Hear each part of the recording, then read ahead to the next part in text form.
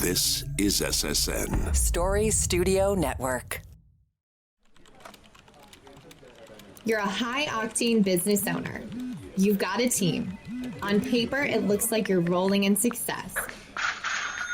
But there's a voice inside of you, whisper screaming, "This isn't sustainable. Something feels off, and I'm gonna lose it all."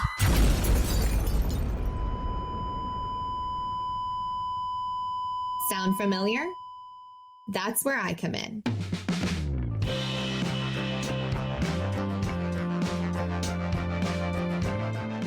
My name is Lauren Goldstein, and I'm the CEO at Golden Key Partnership. I help top-level executives like you avoid burning out and burning down as you're scaling up. How? By harnessing your superpowers. Finding and hiring your ideal team, and then simplifying the heck out of your business operations. That was easy. It's my mission and the mission of this podcast to help you see operations in a whole new light, to help you diagnose the real root cause of your company challenges, and to bring your business back to a healthy flow and profit. They call me the Business Doctor, and this is the Biz Doctor podcast.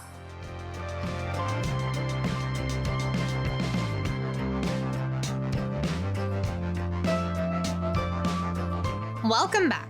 In today's episode, I'm going to share something that will help any entrepreneur cut down those shiny object or squirrel moments so you can keep creating magic and momentum without getting quote unquote off track.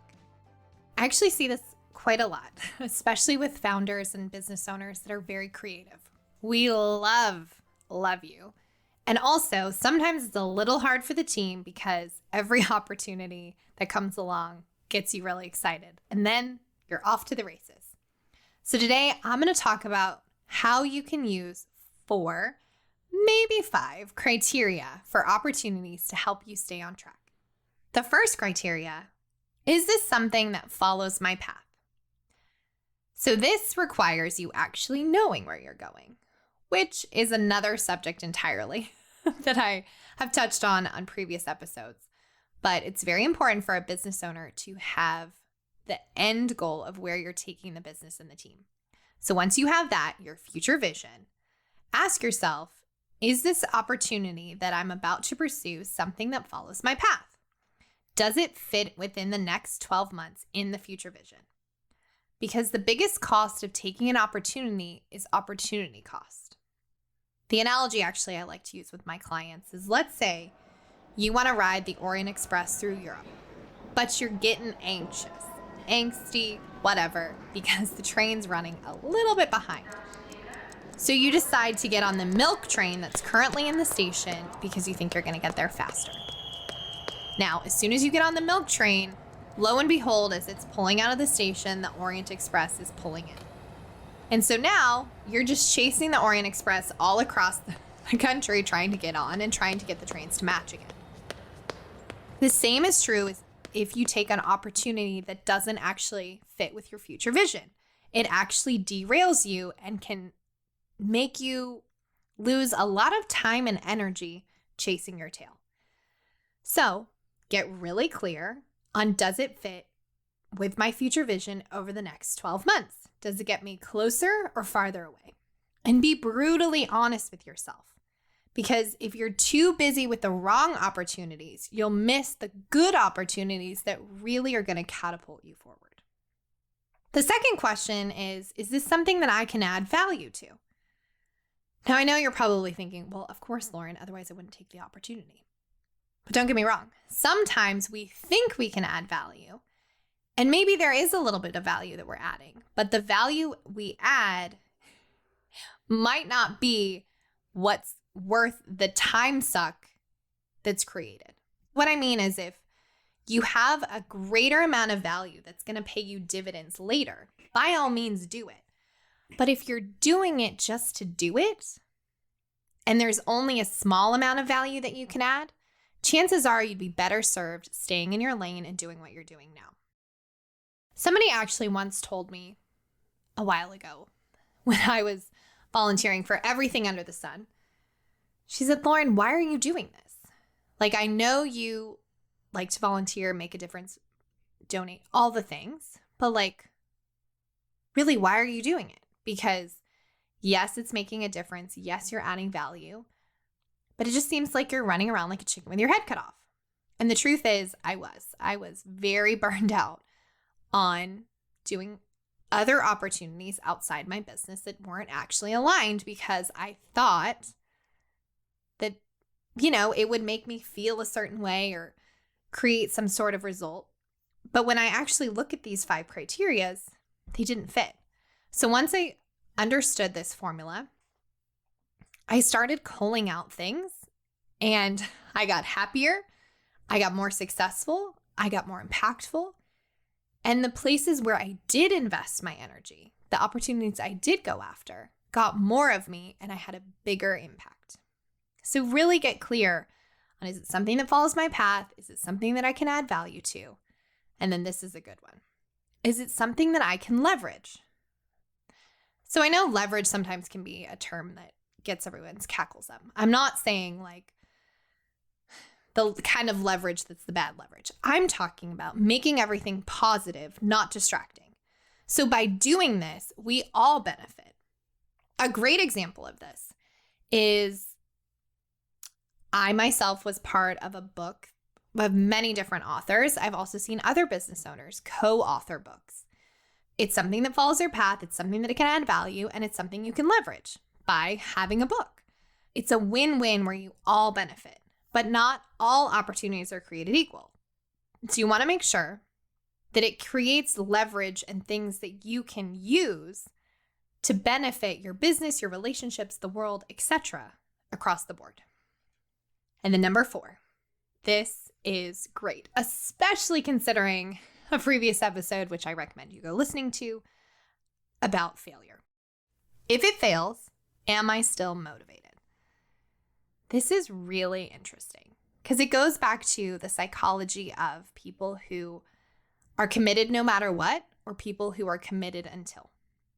So if you sign up for an opportunity, let's say it's a new business venture, which we know that the statistics of new businesses thriving and growing past year 5 are pretty low. So let's just use that as an example. If the business or venture or opportunity that you are about to embark on fails, are you still motivated? Or is it something that's going to devastate you to the point where it actually stops your progress and might throw you off kilter? If it's the latter, don't do it. But if it's the former, and it actually, again, gets you closer, you learn great things, great connections, etc., some sort of win-win, then by all means do it. And then the other side of that same coin is if it succeeds, does it inspire me?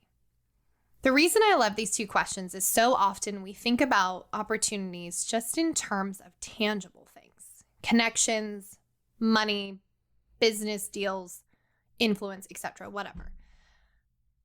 But a lot of times we actually forget about, is this actually inspiring me? Am I going to be motivated?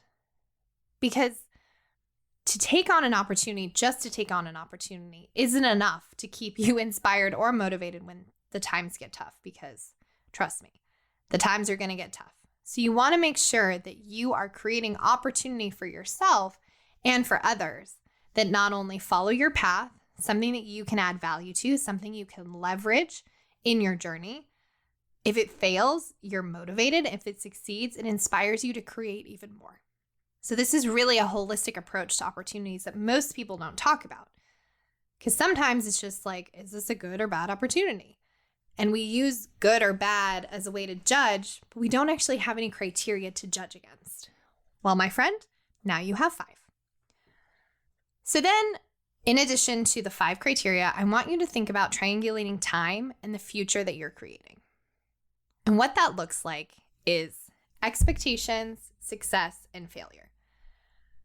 You guys have heard me say this time and time again, but unshared or mismatched expectations are nothing more than premeditated resentments. It will break up relationships, hands down, in an instant. And this is talking about business relationships. But it also creates all the problems in business. If you think about it, most of the problems you see in your team and your relationships come down to one thing: mismatched expectations.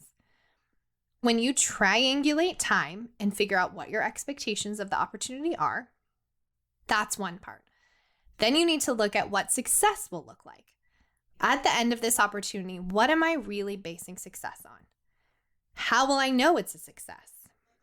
And then, in that same vein, what does failure look like? How do I know when we're failing, when it might be time to hit that eject button? Because sometimes it just fails and you gotta let it go. Sometimes it's just the dip, which we all know about thanks to Seth Godin. So, the next time a shiny object or a squirrel moment pops into your view, ask yourself those 5 questions and triangulate time and the future that you're creating. By, again, is this something that follows my path?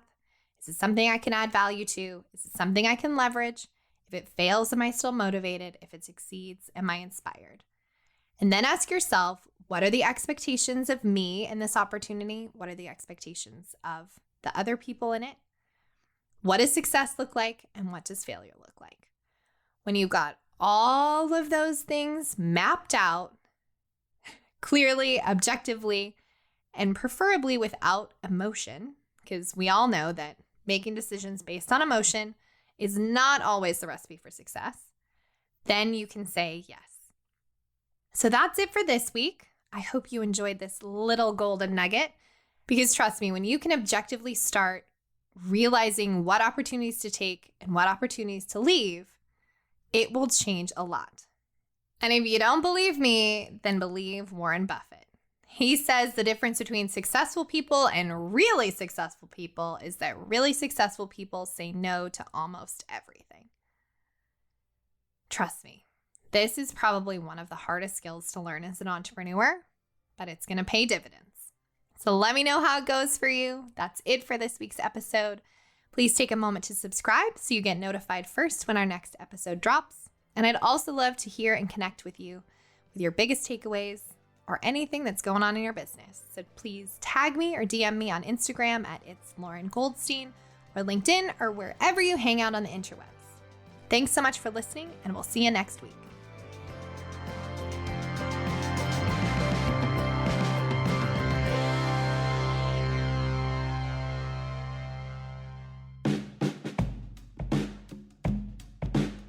So which part of your business needs love and attention? You might be wondering that. Here are your next steps. Head to goldenkeypartnership.com or the show notes below to schedule your diagnostic deep dive. Thanks for listening to the Biz Doctor podcast. If you love the show, please share it with your colleagues or tag me on social media, especially LinkedIn. And subscribe to the show wherever you get your podcasts.